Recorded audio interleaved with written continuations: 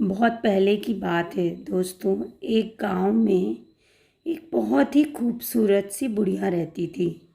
वो बुढ़िया को अपनी खूबसूरती पे इतना ज़्यादा घमंड था कि वो ना ही अपने खुद के बच्चों को अपने पास बुलाती थी और ना ही वो किसी से अपने पास बुलाकर या उससे हाथ मिलाती थी या उसके गले लगती थी। वो बहुत सुंदर थी, इसलिए उसको बहुत ज़्यादा घमंड था।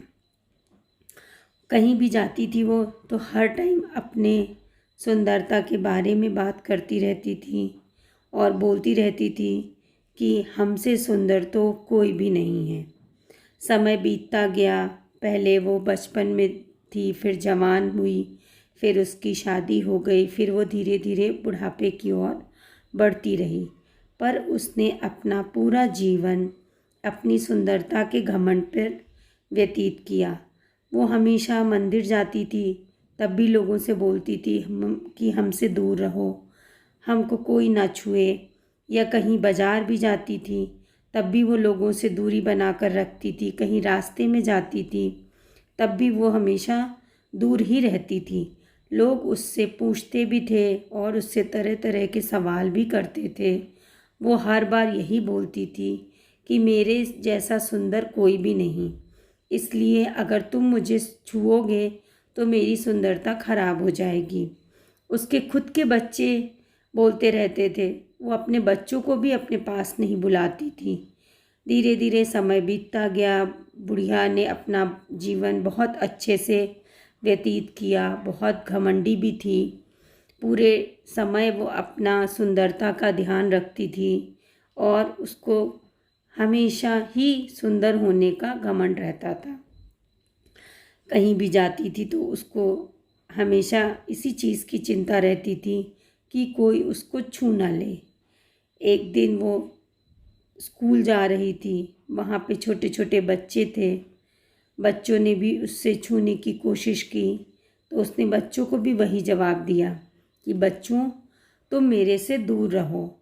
तो एक छोटा बालक था, उसने उससे बोला कि आप हमसे दूरी बना रही हैं, देखिएगा एक दिन आपसे सब लोग दूरी बनाएंगे। बुढ़िया को वो बात बिल्कुल भी समझ में नहीं आई और वो सोचने लगी कि ऐसा बालक ने मुझे मेरे बारे में ऐसा क्यों बोला, मैंने तो ऐसा कुछ भी नहीं किया है। वो सोचती रहे, समय बीतता गया। दिन रात सब बदलते चले गए, बच्चे धीरे धीरे बड़े होते चले गए। उसने सबकी शादियां कर दी, सब अपनी जिम्मेदारी से मुक्त होने लगी। फिर बुढ़िया का बचपन से धीरे धीरे वो बुढ़ापे की ओर जाने लगी। अब एक दिन क्या हुआ, बुढ़िया बीमार हो गई और वो इतनी ज़्यादा बीमार हो गई कि उसको अस्पताल ले जाना पड़ा।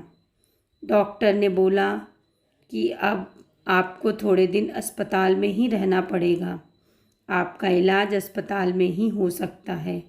बुढ़िया को बहुत आश्चर्य हुआ। वो बोलने लगी कि मैं अस्पताल में नहीं रह पाऊँगी, क्योंकि मैं अस्पताल में अगर रहूँगी तो मेरा शरीर छुएंगे तो मैं कैसे, मैंने तो आज तक अपना शरीर किसी से ही नहीं छुआया, मेरा शरीर खराब हो जाएगा, मेरी सुंदरता खराब हो जाएगी। पर भगवान के घर देर है अंधेर नहीं है। धीरे धीरे उसको एक सारे अस्पताल में इलाज होता रहा, पर वो इलाज से उसको बिल्कुल फ़ायदा नहीं हुआ। वो धीरे धीरे उसको अंदर ही अंदर एक ऐसी बीमारी हुई जो उसको बाद में पता चली। उसको एक शरीर से, त्वचा से संबंधित ही बीमारी हुई और वो धीरे धीरे उसके पूरे शरीर में फैलने लगी। अब उसको मजबूरी में बिस्तर पे ही रहना पड़ता था और उसके खुद के बच्चे ही उसकी सेवा करते थे और उसके बच्चे ही पूरे शरीर की देखभाल करते थे। उसका बच्चों के सामने उसने यही बोला कि मैं पूरी ज़िंदगी जिससे दूर भागती रही, आज मुझे उन्हीं बच्चों का सहारा लेना पड़ा। तब उसके बेटे ने समझाया कि माँ, मैंने तुझको यही बोला था कि तू जिस चीज़ से दूर भागेगी उसको, उस चीज़ को तुझे ज़रूर एक ना एक दिन मिलेगा। तूने पूरी ज़िंदगी अपनी सुंदरता पे घमंड किया है और आज वो घमंड तेरे ऊपर ही भारी हो गया है। तूने हम लोगों को अपनों से दूर रखा तो भगवान ने अब तुझे हमारे पास भेजा है। अब हम तेरी सेवा करेंगे। बुढ़िया को बहुत ज़्यादा दुख हुआ। उसने बहुत माफ़ी मांगी और उसकी धीरे धीरे करके उसका इलाज होता गया और बुढ़िया ठीक हो गई। और उसने पूरे गांव वालों को बुलाकर एक बहुत ही अच्छा भोज दिया, जिसमें उसने हर एक गांव की महिला को अपने गले लगाया और बच्चों को प्यार किया। इसलिए इस कहानी का तात्पर्य ये है कि आप जिस चीज़ से दूर भागोगे आपको वो कहीं ना कहीं घूम फिर कर आपको ज़रूर मिलेगी। इसलिए बोलते हैं कि भगवान के घर देर है अंधेर नहीं। बुढ़िया का घमंड आज उसका टूट गया।